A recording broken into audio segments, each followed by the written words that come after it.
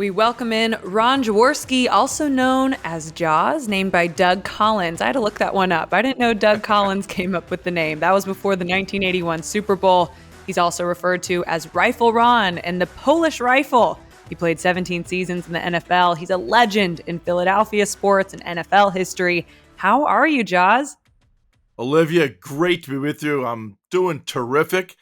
Just came back from the Eagles scrimmage against New England Patriots, so I got that football feeling right now. I'm ready to go. I love it. Hear the pads crashing, the whistles blowing. Oh, What yeah. were your biggest takeaways from Jalen Hurts, especially? Let's start there. Well, Jalen Hurts clearly is the guy that must perform this year for the Eagles. He's a second-round pick 2 years ago. He played 4 games last year. He was uneven. We saw flashes of consistent play, but for the most part, I would say it was uneven. So it's really critical that he has a good preseason, a good training camp. He had a rock-solid game last week in the season opener in the preseason against the Steelers. But the Eagles also did a wise thing of bringing in a veteran like Joe Flacco, former Super Bowl MVP, 14-year NFL veteran, to be the backup for Jalen Hurts. And I think that's a good thing in this regard. I believe strong in have a veteran backup quarterback to a young quarterback. There's also a calming relationship with a Joe Flacco as well. Joe's been through the ringer per se, and even at practice, I noticed they had good dialogue throughout the practice. I think they're developing a strong relationship. But Jalen has to be the guy. Do you think we're going to be saying that about Garofalo week 2 or week 1? I think Jimmy's the guy. Now, I haven't seen how their training camp is going from a viewership perspective. I'm hearing all the good reports about both quarterbacks there. Jimmy is a rock solid player. If he's healthy, I mean, he obviously took the 49ers to one Super Bowl. If he's healthy, he's a guy that's going to be hard to supplant. So, we'll see how it all plays out. But I think clearly, Jimmy's a solid football player. We see dynamics like that all around the league, bringing in the veteran to kind of hold the hand of the rookie year quarterback, second year quarterback. And Giannis and I were earlier talking about just headlines around the NFL. So much attention every season goes on the young quarterbacks. What young quarterback around the league do you feel like is in a position to make a big jump? Well, I'll tell you, before I answer that, the one thing I was looking at today was Mac Jones. The quarterback from Alabama, who's the heir apparent to the Patriots quarterback job behind Cam Newton right now. And I liked Mac coming out of Alabama. He had a great quarterback presence in the pocket. His movement was outstanding, always in a position to deliver the football. But he didn't have a gun on his shoulder, didn't have the big, strong arm. I didn't see enough of those type of throws, at Alabama. So I watched him very closely today. I will say this. He does not have a gun, but he does have enough arm strength that I think he can be successful in the NFL. So I watched Mac Jones very carefully today, and I like what I saw. As far as quarterbacks now that I see that are on the horizon, there's the NFL is a quarterbacks league. We all know that. If you don't have that position, you're going to struggle every week to get victories. A guy that I've really liked and I think is ready for a breakout season is Daniel Jones with the New York Giants. I mean, he's a big, strong guy that could rip throws. He showed some toughness last year, playing with a plethora of injuries. And the Giants went out and got him some help. I mean, so you put speedy wide receivers, Saquon Barkley, an improved offensive line. I think Daniel Jones could have a breakout year. Nice. I'm a Giant fan. Hopefully, there you go, Giannis. I want to keep you happy. He's fast as long as he just can stay on his feet when he runs. No, don't run. It drives me crazy when in the preseason we watch a lot of quarterbacks run and everyone gets all excited. Oh, he ran for 15 yards. You get in the NFL, quarterbacks, they're not supposed to run. They're supposed to orchestrate offense, hand the ball off, deliver the ball to the open receiver. If you start counting your quarterback to make plays with his legs, you're going to find yourself in trouble. Yes, they get the crowd excited, but I'm a firm believer, maybe because I was a quarterback, that you play the position from the pocket first and you take running opportunities when they present themselves. Play quarterback first. That's what you're supposed to do. You mentioned surrounding Jones with a bunch of talent, but New England did that as well with Mac Jones bringing in an NFL record money and free agency, and obviously the first-round quarterback under Bill Belichick now. Do you feel like New England is in position to make that jump regardless of who's under center? Yeah, I do. Last year was such a hot mess. With the pandemic and what coaches had to deal with, and I will stick to my guns on this as well. I truly believe not one coach should have been fired last year. The circumstances coaches had to deal with were extraordinary and so difficult to deal with. I don't think anyone should have lost their job. And you mentioned the Patriots. I believe they had 7 or 8, players declare they're out due to COVID, right, and a lot of starters. So you can imagine what a troubling year that was for Bill Belichick and his coaching staff. And Bill is, arguably the greatest of all time. I was fortunate to play for Don Shula for 2 years, and he would be in that mix of conversation of some of the greatest coaches of all time. Belichick knows how to win, and he hates to lose. And that's where it starts. Bill hates to lose. I spent a few moments with him this morning, and he actually had a smile on his face, so he must be feeling pretty good about his team, although it's early in the preseason. They did have a good scrimmage this morning, so I think he felt pretty good about it. But, the Patriots are a world-class organization from top to bottom. They know how to win. Now, you can look at the AFC East now. Buffalo's the team to beat. The Jets are coming on with Zach Wilson. Tua down in Miami. They're an up-and-coming team, so the AFC East is no longer the doormat for Bill Belichick. So it'll be tougher, but Bill knows how to win. I've seen the metamorphosis of his offense this year now. We signed multiple tight ends. He's still got Cam Newton and Mac Jones and Brian Hoyer, who's still there, by the way. Right. So they have 3, capable quarterbacks. It'll be Cam's job, I think, eventually to lose to Mac Jones.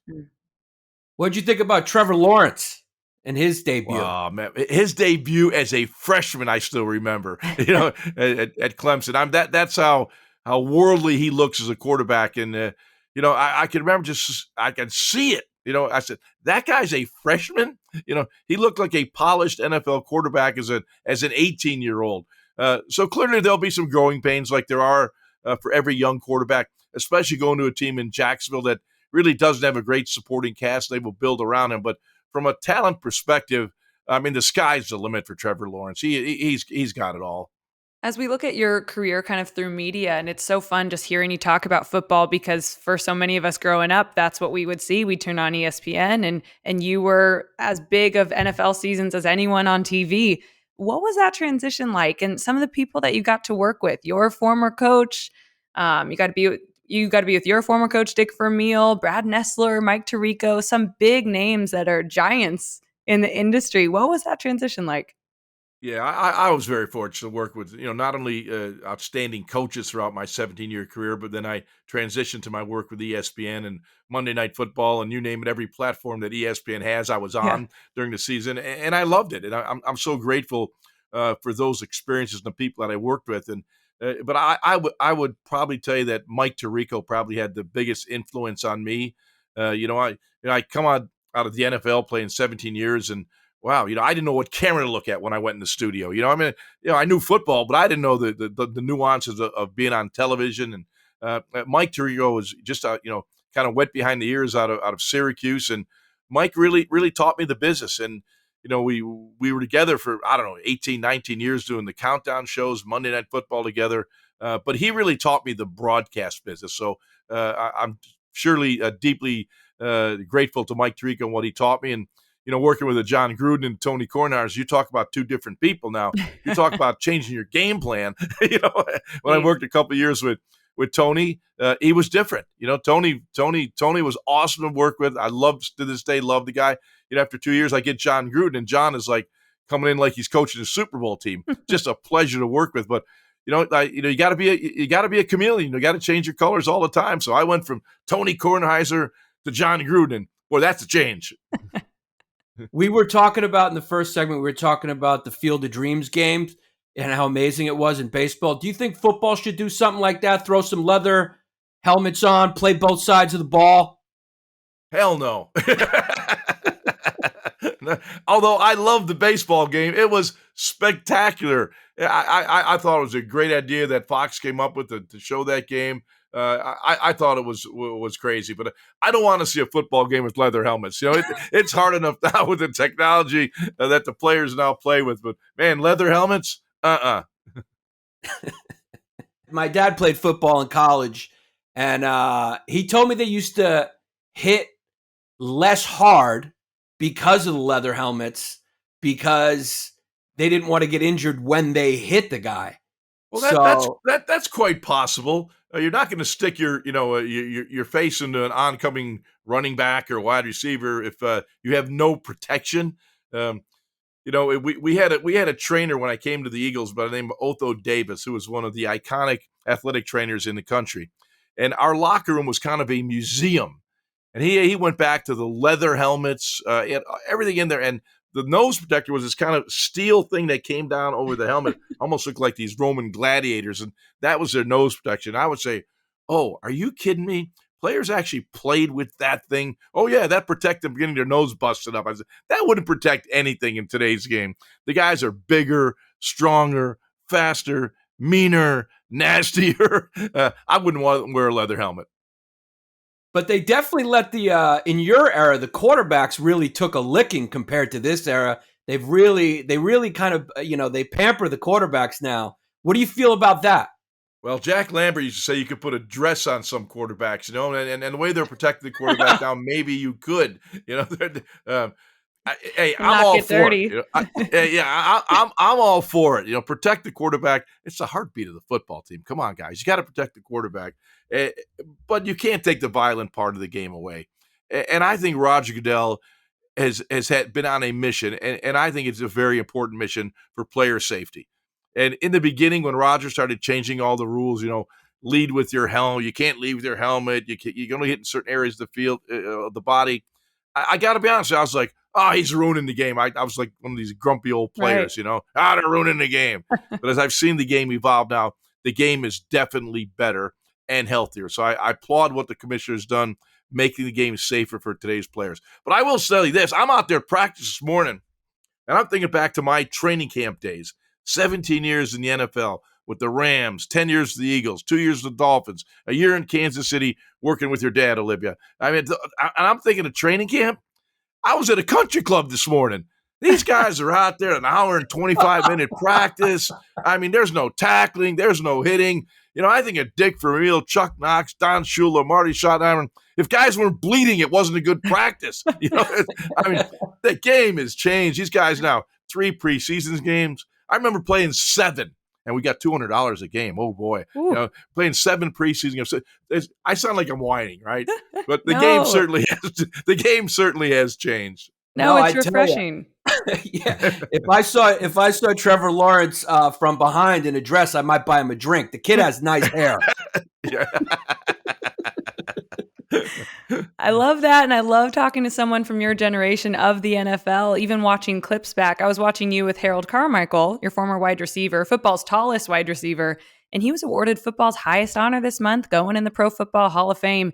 Now, you've said if you could design a receiver on a computer, it would be Harold Carmichael. What do you mean by that, and what were your thoughts watching him go in the Hall?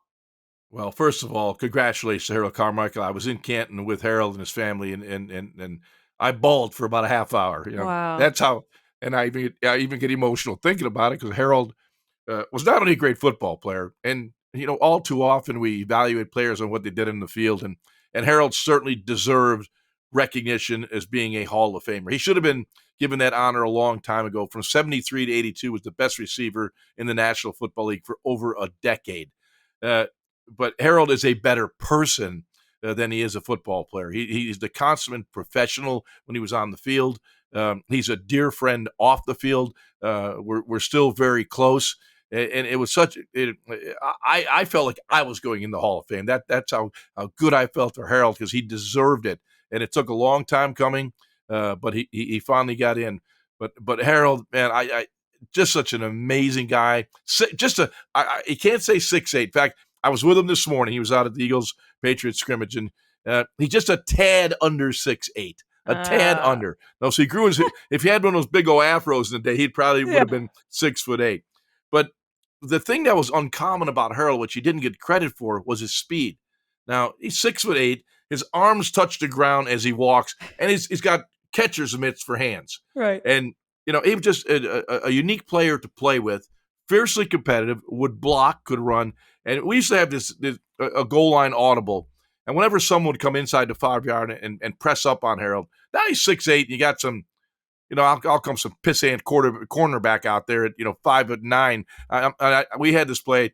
I would just grab my face mask, just kind of adjust my helmet, and that would be Harold. Meet me at the corner, and that's what we call it. I would throw the ball to the corner of the end zone of the pylon, and Harold just knew whenever I grabbed that face, no matter what the play was, it was meet me at the corner. And we had great success with that play because he could just, out-muscle, out-maneuver, out-jump, or he was just too big to defend.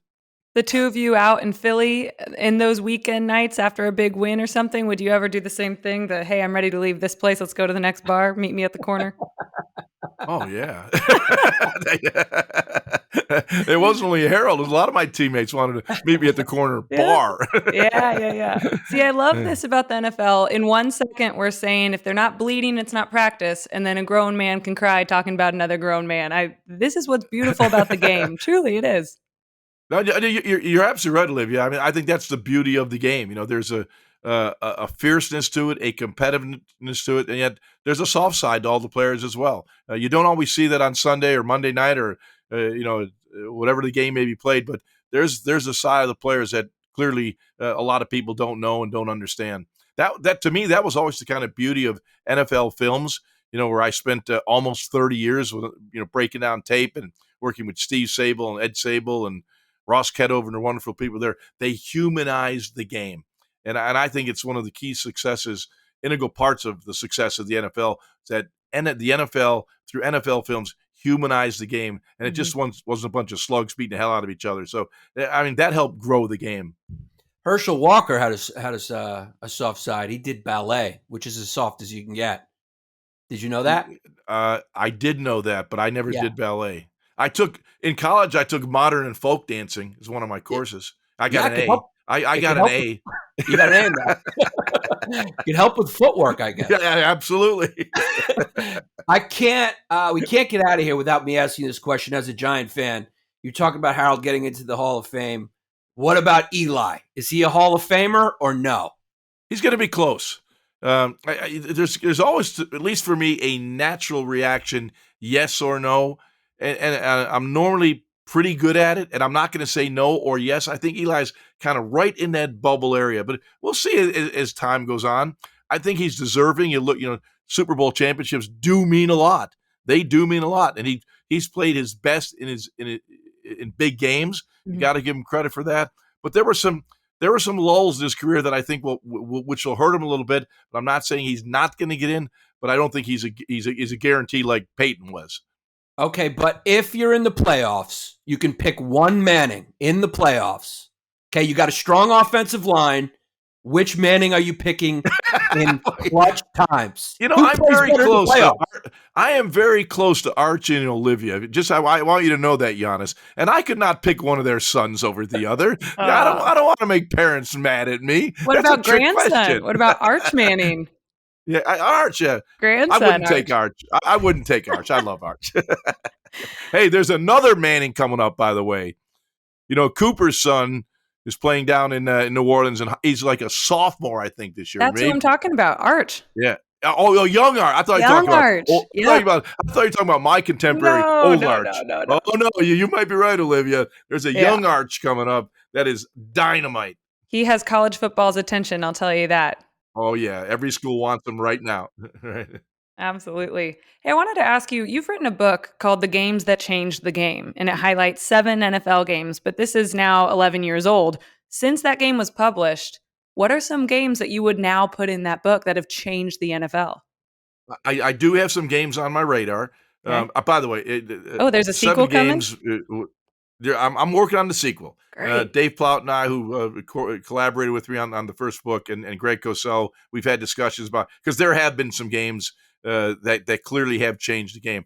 And it was so much fun doing that book. It took 2 years. I mean, I'm a football geek, whatever you want to call it, but to figure out 7 games that really changed the way the NFL was played up until that time was very, very difficult. Right. I mean, I researched a Patriots-Chargers game in a museum in Boston and found the actual game film of that game. So because I want to talk about a championship game that the Chargers and the Patriots played, and I got it. So it was one of the games I used.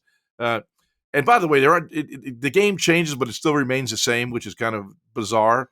But I've got to do something about Andy Reid and the Chiefs. It was one of the at least as I look at a game, I got to find a specific game. Might even be the Super Bowl, but a game that I think Andy changed how we think about the passing game. And that would probably be one. I think there's probably about 2 or 3 games I would address. One with defense. The Ray Lewis defenses and the Ravens defense for years was just phenomenal. Some of the concepts they had, but I have to find a specific game that really showed me what their defensive scheme was all about. But yeah, I'm working on a couple tricks. How about the way the field goal has changed the game a little bit now that guys can kick past the 50-yard line? I mean, you never used to see a game end, that used to be out of range. Now, I mean, who knows? Guys are going to be kicking 80-yarders soon. It's funny you say that. I got Jason Jones, my assistant, sitting with me right here, and we're at the practice this morning, and they're kicking field goals, and I'm going, this is incredible.